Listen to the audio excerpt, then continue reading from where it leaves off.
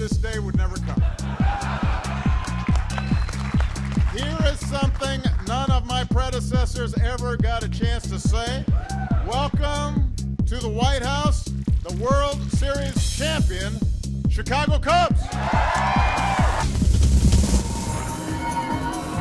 I'm Ralph Bednarchik with the MLB.com FastCast.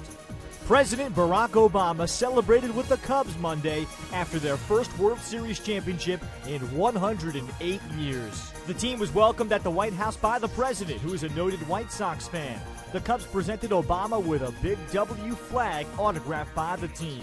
And the Cubs president of baseball operations, Theo Epstein, said they hoped he would install that at his new library. And finally, every time we win a game in Chicago, we fly the W flag, you know. So we brought one for you, signed by the entire team, and we'd love for you to fly it at your new library, which we plan to do our very best to support. That's a nice flag. Outfielder Jose Bautista appears to be on his way back to Toronto. The Blue Jays have become the frontrunner to sign him, and he's said to be nearing a deal with the club, according to sources. There are several contract details still being negotiated and a physical pending before the deal is finalized. The deal between the Blue Jays and Jose Bautista really has made a lot of sense since the middle of December. Once it became clear that Edwin Encarnacion was not going to re-sign with the team, Bautista's been that middle-of-the-order bat for the Blue Jays as the face of this franchise for the last 7 years. He's still someone that hit 22 home runs and had an on-base percentage of over .360 in an injury-shortened season.